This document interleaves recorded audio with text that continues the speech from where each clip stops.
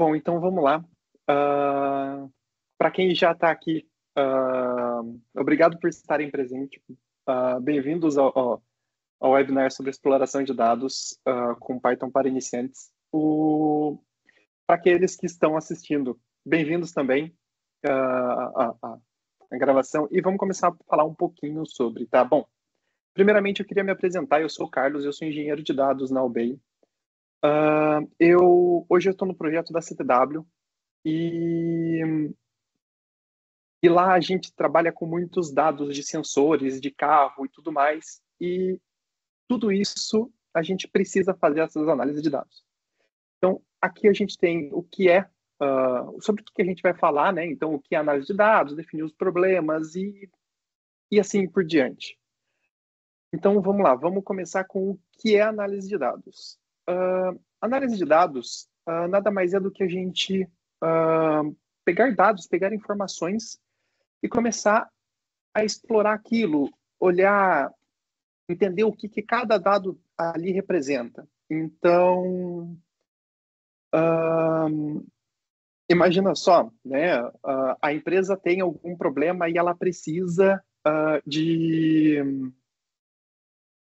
ela precisa de algumas soluções. E muitas vezes os dados entregam isso. Até hoje eu tive uma conversa com um cientista de dados na empresa e ele me trouxe uma experiência que eu achei muito interessante. Eu até achei interessante trazer para cá, tá? Ele encontrou um problema em que eles estavam tendo algumas divergências dos dados que eles estavam coletando. E ele começou a fazer essa exploração de dados, ele começou a tentar entender o que estava acontecendo e ele descobriu que a entrada dos dados no sistema estava invertida.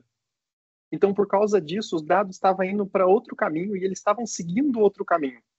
Quando ele resolveu esse problema, acabou gerando outros 100 tickets para eles poderem resolver, mas ele conseguiu finalizar e tudo isso graças à análise de dados, tá?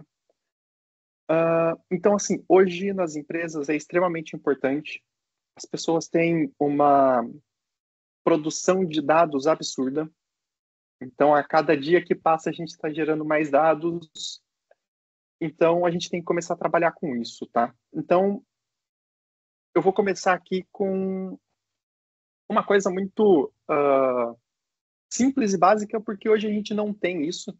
Numa empresa, normalmente, esse problema já vem para a gente e a gente tem que conseguir resolver. Mas aqui nesse caso, a gente precisa definir um problema. Então, o que a gente vai fazer? Hoje eu vou usar um dataset que é muito conhecido no mundo da ciência de dados, que é o do Titanic. E a ideia é o quê? É a gente descobrir se as classes em que você tinha, né, as classes que você tem dentro do Titanic, entre primeira, segunda e terceira classe, isso poderia aumentar a probabilidade de você sobreviver a isso? Eu não sei se vocês querem tentar responder essa pergunta. O que vocês acham? Se você tivesse na terceira classe, a chance de você não sobreviver ao naufrágio do Titanic é maior ou é menor do que quem está na primeira? Vocês têm alguma noção? Vocês querem falar sobre? Eu diria que, pelo mais óbvio, assim, o mais lógico, é quanto mais alto você tá, mais fácil vai ser sobreviver, né? Vai conseguir sair, você vai ter mais acesso, né? Então, Faz sentido, até porque o naufrágio do Titanic foi algo muito grandioso, porque não tinham bots suficiente para toda a tripulação e todas as pessoas que estavam lá dentro. Bom, isso a gente não consegue ter certeza até que a gente comece a analisar os dados. Então, vamos começar a ver um pouquinho sobre os passos que a gente tem, né? Primeira coisa, a gente precisa fazer a coleta de dados. Então, como que a gente faz a coleta de dados? A coleta de dados, ela pode ser por um processo que entrega para você esses dados em uma tabela. Então, você vai fazer a leitura desses dados numa tabela. hoje, com a nuvem, você pode estar fazendo a leitura de arquivos, então pode ser um arquivo CSV, um YAML, ou qualquer coisa do tipo, dentro de um S3. A gente tem os dados, os bancos não relacionais, então tudo isso está lá. Até, por exemplo, a gente consegue fazer um crawler dentro, em alguns sites, para a gente conseguir pegar as informações e dali começar a fazer. Twitter, por exemplo, ele disponibiliza uma API para que a gente possa começar a fazer essa coleta de dados diretamente da API do Twitter, que agora é o X, né? Então, vamos ver, nesse caso aqui, como que a gente fez, né? Aqui eu deixei duas opções. Então, a primeira opção, eu encontrei onde eu tinha esse dataset para que eu pudesse pegar. E a outra, eu fiz o download desse CSV. E é simples assim, aqui a gente usa o Pandas, tá? Então, aqui, por exemplo, simples e básico, pandas.read CSV, e eu já consigo abrir esse arquivo e carregar ele para minha memória, tá? E esse aqui é o que eu tenho dentro do dataset. Então, a gente tem 890 linhas, tá? A gente tem aqui o password, se ele sobreviveu ou não, qual é a classe dele, se está em primeira, segunda ou terceira classe, o nome deles, o sexo, idade, se eles tinham algum cônjuge, algum parente, alguma coisa assim com eles no barco, algum acompanhante, número do ticket, o preço que eles pagaram e a cabine em que eles estavam. Então, por exemplo, rapidamente aqui, olhando nisso aqui, a gente consegue ver que esse Mr. Owen, terceira classe, ele não tinha cabine. E já a Mrs. John Bradley, que estava em primeira classe, ela já tinha a cabine. Então, isso já começa a mostrar para a gente que já tinha uma diferença muito grande. Possivelmente, quem não tinha cabine eram os funcionários, a tripulação do navio, né? Até porque o valor que foi pago é bem baixo, mas é isso. Essa foi uma análise bem rápida, bem básica, e vamos continuar. Então, primeira coisa que a gente tem que fazer, a gente tem que começar a fazer a limpeza dos dados. Diga, Luiz. Nessa tabela, eu não sei se você explicou, eu perdi, mas essa embarcado, essa última coluna. Isso daqui eu vou pesquisar isso aqui e vou e vou Tá bem, responder tá essa bem. pergunta, tá? Ok, obrigado. Isso, só para vocês saberem, esse dataset eu peguei no Kaggle. Então lá ele tem todas as informações, mas a gente já vê isso aqui no webinar e já te respondo. Bom, então a primeira coisa que a gente vai fazer é limpar os dados, tá? O que é a limpeza dos dados? Dependendo do tipo de análise que a gente vai fazer, o dado que ele é uma string e deveria ser um inteiro pode alterar totalmente. Às vezes eu preciso de um dado e quando eu vou ver, eu tenho um monte de informações nulas lá dentro e isso pode atrapalhar demais a exploração e a análise dos dados em si. Então, a primeira coisa que a gente faz, limpa os dados e tira tudo aquilo que a gente não quer. Nesse caso foi um exemplo, porque aqui eu queria tudo, tá? Mas eu falei para ele que eu queria que na coluna cabine não tivesse ninguém que fosse nulo. Então, eu quero todo mundo que tenha uma cabine. E aí isso me resultou em 204 linhas. Eu não sei se vocês lembram, a gente tinha 891 e agora a gente tem 204. Então, é grande a diferença, né? Mas dá para a gente ter uma noção de como é importante a limpeza dos dados e como é perigosa também da gente fazer alguma coisa totalmente errada, porque a gente tirou mais da metade das informações que a gente poderia ter aqui. Bom, então agora vamos começar a análise e a exploração dos dados. Eu acho que essa é a parte mais divertida. Então, por exemplo, aqui eu comecei a olhar e eu queria entender e saber, pô, dentro da primeira classe, quantas pessoas eu tinha dentro do navio. E aí aqui a gente faz essa função, né? E me retornou 216 linhas. Continuei e falei, bom, agora eu quero da segunda classe, 184 linhas. E da terceira, 491.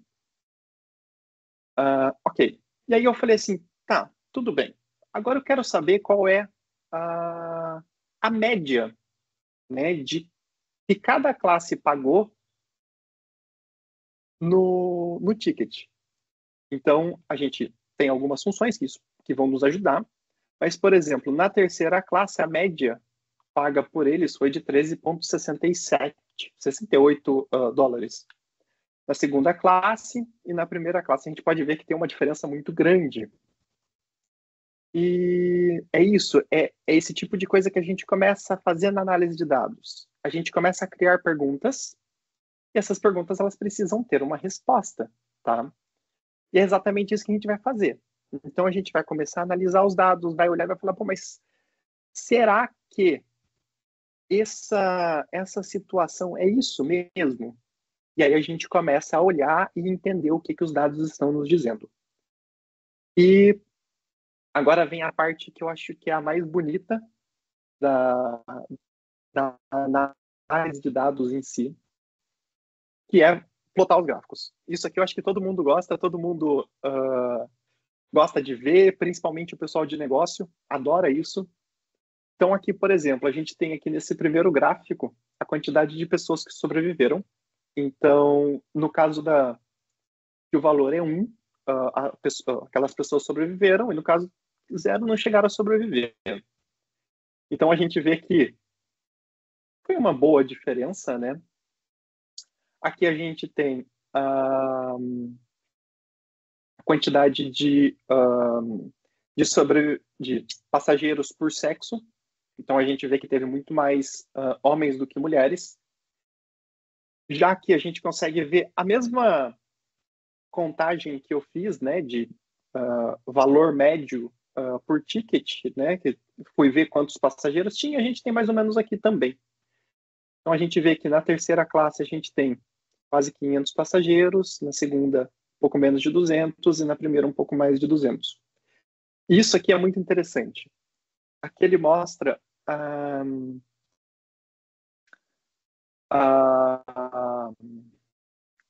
a probabilidade de você sobreviver em cima pelo sexo, né?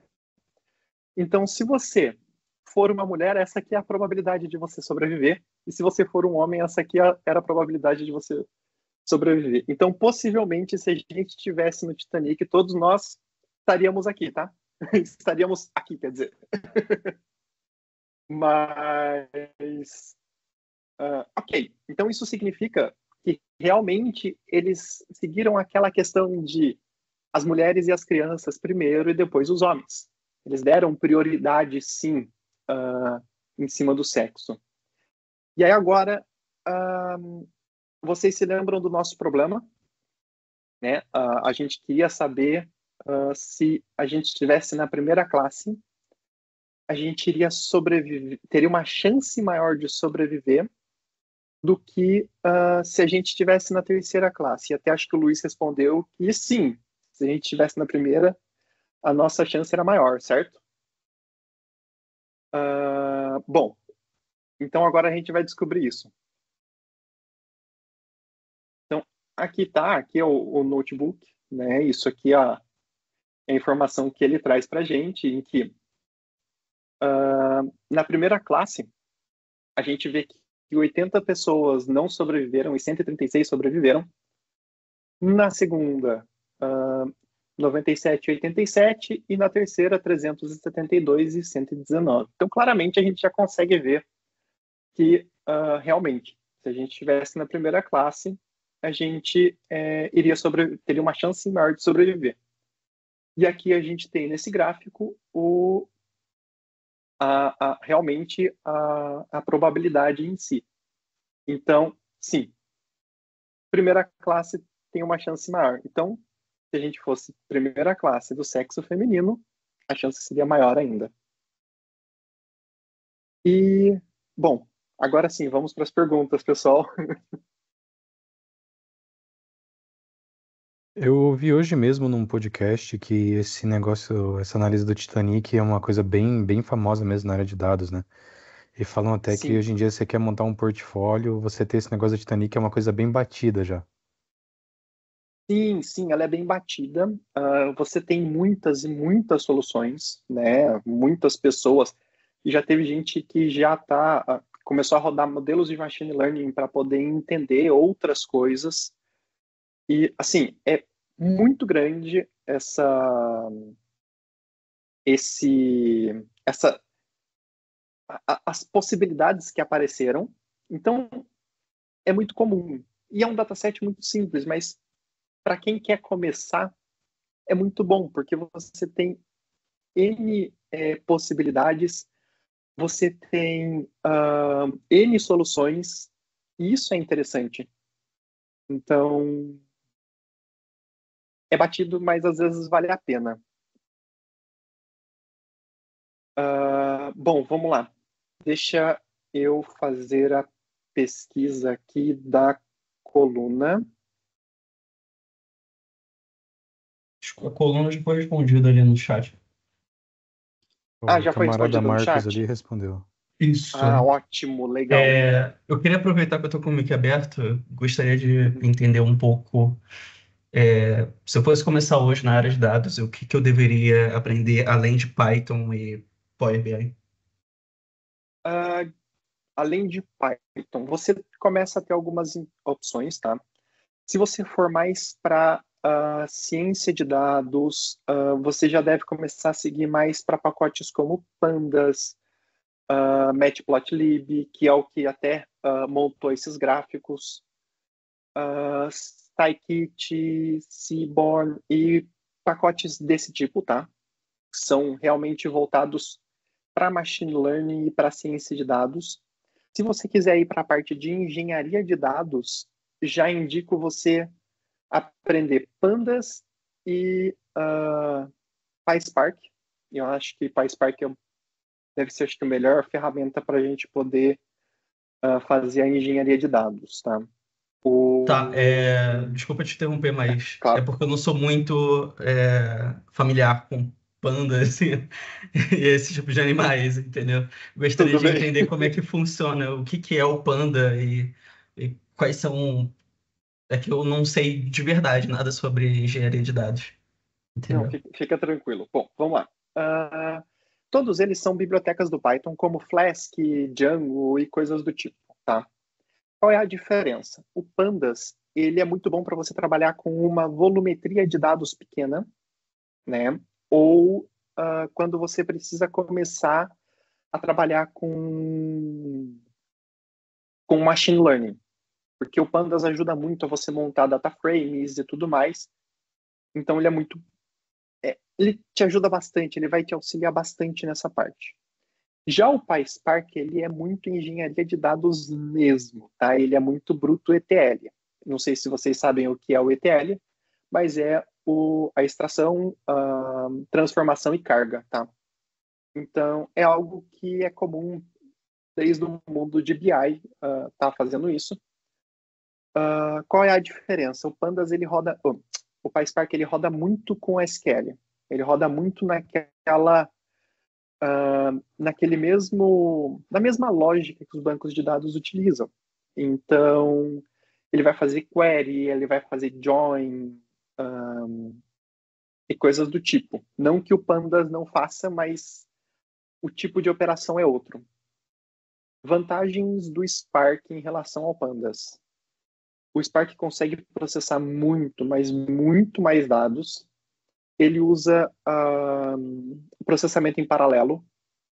Então, você consegue distribuir o processamento em várias partes e você vai processando isso em paralelo, acelera demais.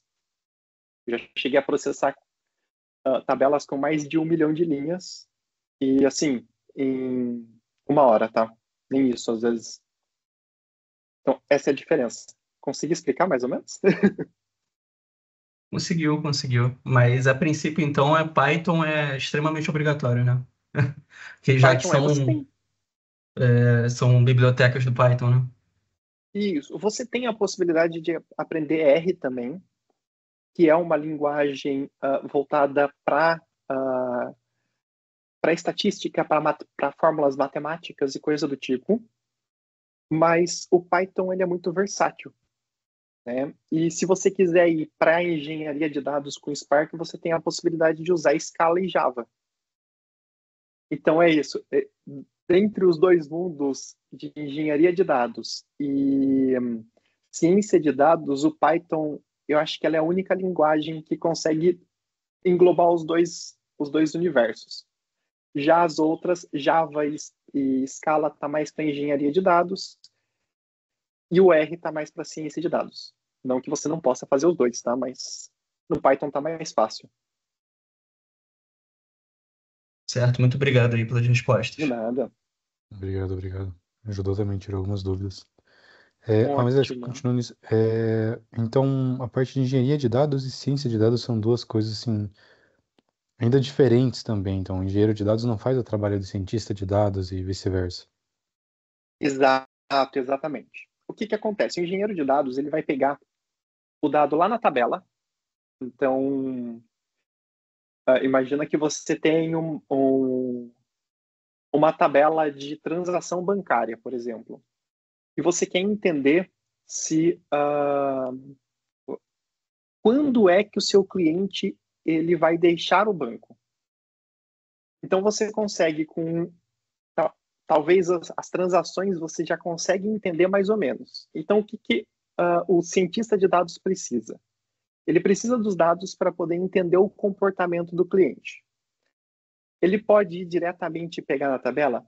Pode. Isso é totalmente plausível.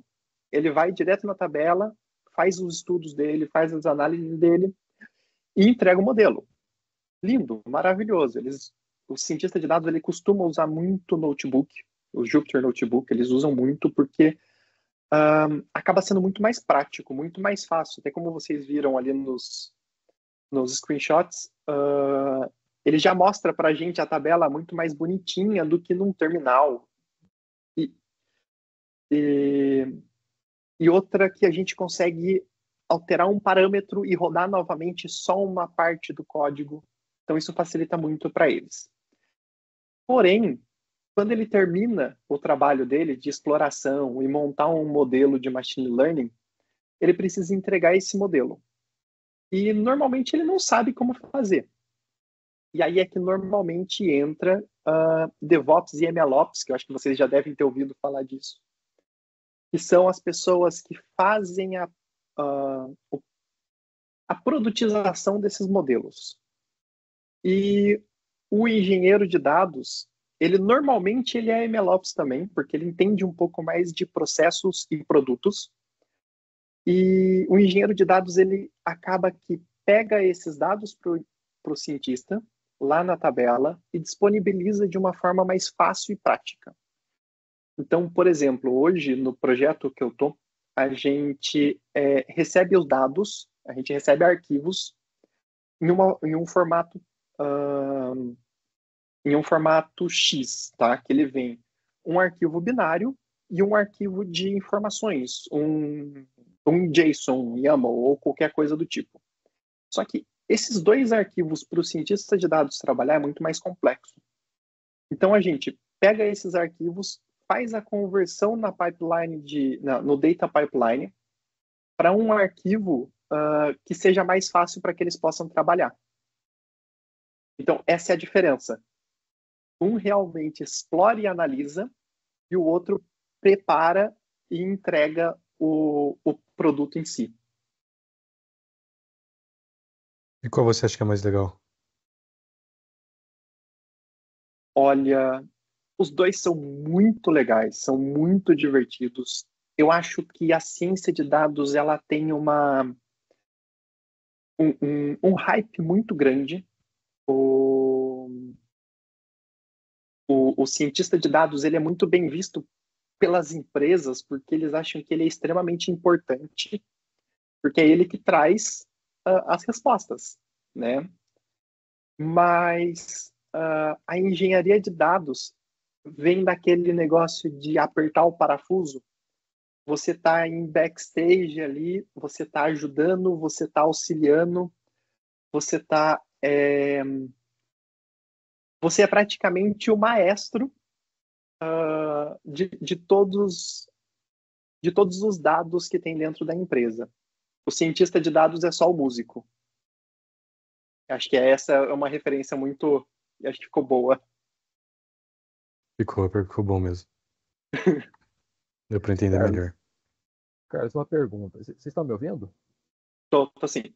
Ah, tá, perdão. Aqui, ó, máquina recém-formatada, eu não testei o microfone, perdão. É o Ok. seguinte, aproveitando o gancho da pergunta do colega sobre as ferramentas tipo Panda e Spark, Uhum, para quem já é, no caso, desenvolvedor back-end, tá certo? bem. No caso do Java, para passar para engenharia de dados, que eu acho que tem uma afinidade maior, igual, complementando um pouquinho até a resposta, acho que teria, se você me confirmar, claro, você que está na carreira, por isso que estou perguntando isso, Uhum, teria uma afinidade melhor em engenharia de dados com quem já é desenvolvedor. Eu acho que uma afinidade, sim, não assim, não é pré-requisito, sim. precisa de afinidade. Você já vai lidar com o dia a dia, com o que você faz, por exemplo, eu sou back-end em Java, Ok. vai, vai ter muito mais coisas familiares a mim no engenharia de dados do que, por exemplo, o analista ou o cientista de dados. Sim, sim. Até E- uma coisa que é muito interessante, desculpa te cortar um pouquinho, Não, Luciano. prossiga, mas tudo bem. Normalmente, não é uma regra, mas normalmente o cientista de dados ele é mais matemático do que desenvolvedor. Sim, Já o engenheiro de dados ele é mais desenvolvedor. sim, sim. Tá? Mas, Eu humildemente falo, eu não me arriscaria a candidatar a seguir uma carreira de cientista de dados sem fazer um curso de bacharelado em estatística, por exemplo. Minha exato, visão. precisa. Eu posso estar redondamente errado, mas eu acho que eu ia me sentir mais confortável. Mas a minha pergunta é o seguinte: partindo de uma carreira em desenvolvimento em back-end, Uhum. além dessas ferramentas que você citou, por exemplo, é bom saber elas, estudar. O que você acha que qualifica no caso de um desenvolvedor back-end, que é, no caso, trabalha com sistemas enterprise até o momento, entrar Uhum. no campo de engenharia de dados, no sentido de que o que vai fazer uma empresa tipo a Albay ou qualquer outra empresa que está procurando um engenheiro de dados, perdão, iniciante, o que Uhum. ele precisa fazer para ajudar nessa transição para que ele seja contratável? Você precisa conhecer de banco de dados. Você se lembra lá na faculdade que a gente aprendeu sobre grupos matemáticos, né? O grupo A, o grupo B, interseção, Sim, sim. união, essas coisas, você lembra de tudo isso? E, não, eu tenho O... experiência, nesses anos todo que eu trabalhei com back-end, eu também tenho experiência. Ótimo. Bem forte com a parte de desenvolvimento, não de DBA, mas eu conheço Uhum. bastante. E o banco de dados, ele usa isso assim, praticamente 24/7. O tempo todo a gente precisa usar essas regras. As dicas que eu dou para quem quer começar a ir para engenharia de dados: aprenda sobre banco de dados, aprenda a fazer join, aprenda a trabalhar com o banco de dados relacional e o não relacional, entenda para que cada um serve, como utilizar eles, porque é muito diferente quando a gente está num banco relacional como um MySQL ou um Postgre, e a gente tem que ir para um DynamoDB, um MongoDB, em que toda a estrutura muda, toda a lógica do banco muda. Então, isso a gente tem que conhecer e estar ciente disso. Mas, sim, você acaba por aprender a fazer as queries, a montar formas de que você consiga relacionar esses dados, esses dados, para que eles se tornem informação. Então, por exemplo, a limpeza dos dados que a gente falou aqui. Se você tem uma coluna com string, né, uma coluna de descrição, e dentro dela tem uma quebra de linha. A quebra de linha é invisível, a gente não consegue ver, né? A gente nem sabe que ela está lá. E o banco de dados também, principalmente o relacional, ele ignora aquilo porque ele entende que aquilo é uma string, e tudo que está lá dentro não é interessante para ele se preocupar. Então, ele deixa passar. A hora que o cientista de dados pega esse registro e lê, ele quebra a linha. E aí, zoa todas as informações que ele tem lá dentro. O dataset ele fica totalmente torto, totalmente louco, muda a posição das colunas. Então, esse é o tipo de coisa que a engenharia de dados faz. E é esse tipo de coisa que a gente precisa aprender a fazer. É entender essas coisas e, assim, não é algo que a gente vai aprender assim, tipo, aprendi a fazer e nunca vou passar por isso. Não, a gente passa, tá? Porque são surpresas essas coisas. Sim, com certeza. A gente lida com isso muito em front-end, para quem é full stack. Na hora que o dado bate lá no navegador, no aplicativo, aí que esse tipo de coisa costuma aparecer. Exato.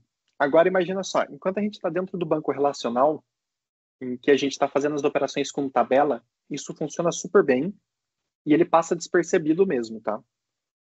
A hora que a gente começa a sair do banco relacional e começa a ter arquivos que armazenam isso, que hoje é o Big Data em si. Hoje o Data Lake hoje não tem chave primária, ele não tem praticamente normalização nenhuma. Ele simplesmente está lá. Não Já tem. aconteceu de eu pegar em um único arquivo 10 registros idênticos. E Sim. passa, porque é um arquivo de texto. Isso. Eu já trabalhei com integração entre um back-end normal de empresarial com um data lake num aplicativo. É assim, eu só puxava do Mongo e pegava o formato que o pessoal da engenharia de dados pedia, falava, faz assim, eu só jogava. Estrutura nenhuma, só do jeito que estava lá, só a gente quer que chegue aqui do jeito que saiu de lá. Então tá. Foi esse mais ou menos o contato que a gente teve. Né? Agora, assim, complementando, já aproveitando, e eu espero que seja uma coisa um pouco mais útil para o resto do pessoal que talvez não seja desenvolvedor. Em matéria de curso, você teria alguma. É minha última pergunta, inclusive. Seria alguma indicação de curso, tipos de curso, ou que você acharia interessante de poder seguir, ou não tem nada assim, bem delineado nessa parte? Bom, vamos lá. Eu não tenho algum curso para indicar, porque eu acabei precisando aprender um pouquinho de Spark, assim, a toque de caixa. Se vocês quiserem, eu explico isso também para vocês, como que foi essa minha carreira para sair do BI e ir para a engenharia de dados, tá? Mas o que eu indico? Faça um curso de banco de dados, específico de banco de dados, um curso bom de banco de dados. E aí depois você vai fazer um curso de Python com Spark. Acho que esse daí já é o suficiente para você entender como funciona. Porque falar, faça um curso de Azure, um curso de AWS ou um curso de qualquer cloud que exista no mundo, ou qualquer ambiente, né, um cluster Hadoop, por exemplo, isso não vai fazer tanta diferença, porque a gente está falando de ambiente onde roda e não de código. Tá? Então é isso. Faz um curso de banco de dados e um curso de PySpark. Eu acho que até no próprio YouTube você deve encontrar algum curso que seja bom o suficiente para isso, até mesmo free, então Eu uso isso. muito para iniciar o básico do básico no Udemy, e se eu quiser aprofundar um pouco mais, dá para fazer cursos gratuitos no Coursera ou no EDX. O Coursera tem alguns muito bons, inclusive tem muitos na área de ciência de dados, de engenharia de dados, tem bastante coisa Sim. lá. Desde os mais introdutórios até os mais aprofundados, de tudo, maioria de universidades ou empresas, Uhum. que a gente conhece já. E outra coisa que eu posso indicar é a documentação do PySpark. Ela é muito, muito boa. Você consegue aprender muita coisa por ela. Bom saber, obrigado. De nada. Bom, é isso, sim. Bom, porque eu queria perguntar isso. Muito obrigado. De nada. Alguma dúvida mais, pessoal? Carlos, deixa eu perguntar, eu já estou faz mais ou menos algumas semanas aí fazendo alguns estudos sobre essa parte de engenharia de dados, análise de dados, etc. Eu queria perguntar se você consegue indicar algum lugar onde eu possa encontrar exercícios, problemas com tabelas, com arquivos, etc., alguma coisa assim, desafios, algo assim, né, para a gente poder conseguir praticar o que a gente estuda, que eu vejo que muitos cursos às vezes têm lá os dados, mas são coisas do curso realmente baseados ali no curso que está tendo, né? Eu queria Sim, algo mais fora dos cursos, algo que eu possa claro. ir atrás, pegar esses desafios, resolver e começar a criar meu portfólio ali no meu próprio Git, algo assim, sabe? Claro, tem sim. Até logo no começo eu falei que eu peguei esses dados no Kaggle, tá? Ele é uma plataforma para exploração de dados e análise de dados e machine learning. Nele você consegue criar notebooks e lá você vai conseguir fazer o processamento, vai conseguir fazer a análise de dados sua. E lá eles têm exercícios, eles têm problemas e eles têm até torneios em que você pode pegar o problema e você começa a fazer a análise ali. Até a questão do Covid-19, eles fizeram todo esse estudo lá dentro. Então, quando começou a pandemia, eles começaram a correr com isso, começaram a fazer e foi tudo dentro do Kaggle. Então, eles têm muitos problemas, eles têm muitos datasets lá, é muito interessante. Legal, esse é o site eu não conhecia ainda, vou dar uma olhadinha nele. E, se eu não me engano, ele tem um pacote que é free e um pago, tá? Então, dá para começar ali e brincar bastante coisa ali. Maravilha. Você Obrigado. consegue compartilhar esse link? É porque eu não... É Kendo com K-E-N-D-O? Não, é Kaggle, eu acho. É Kaggle. Tá bem. Deixa eu até... Eu vou parar de partilhar a tela. E aí eu já consigo enviar para vocês essas... E em questão de conteúdo de áudio, livro, o que você pode recomendar mais para essa área da engenharia de dados mesmo? De áudio e livro. Existem muitas coisas. Deixa eu compartilhar para vocês aqui novamente a tela. Como podem ver, eu não uso. Mas aqui a gente tem, ó, as competições. Aqui é o dataset do Titanic. Aqui a gente tem os datasets em si também. Então, deixa eu ver um aqui. Eles são criados pela comunidade mesmo ou por funcionários do Kaggle, esses datasets? Pode ser por comunidade, pode ser por qualquer pessoa, tá? Legal. Ó, esse aqui, por exemplo. Bom, na verdade eu vou fazer uma coisa. Deixa eu pegar o do Titanic aqui, que aí a gente já...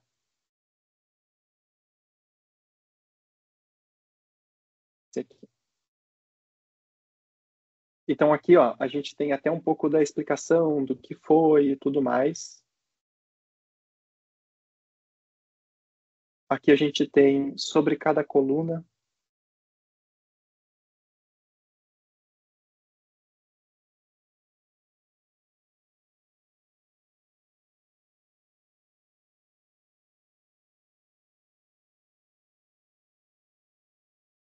Então a gente tem bastante informação aqui, tá? E aqui dá para vocês brincarem o quanto vocês quiserem. Temos os modelos, código.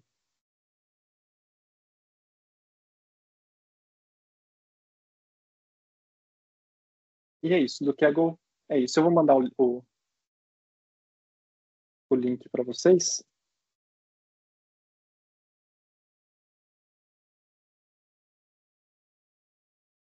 já mandaram aqui, ok. Algo mais, pessoal? Alguma dúvida a mais?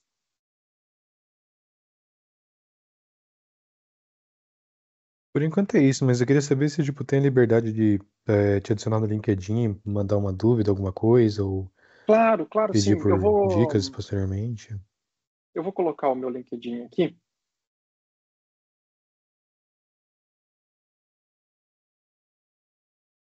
Deixa eu pegar ele aqui. Vocês podem me adicionar lá. Quem for da UBEI também pode, sinta-se à vontade de me chamar lá.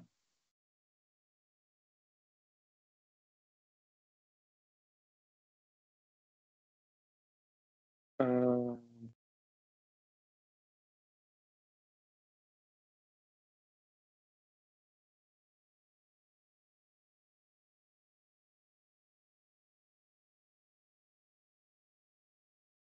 e bom, aqui, né?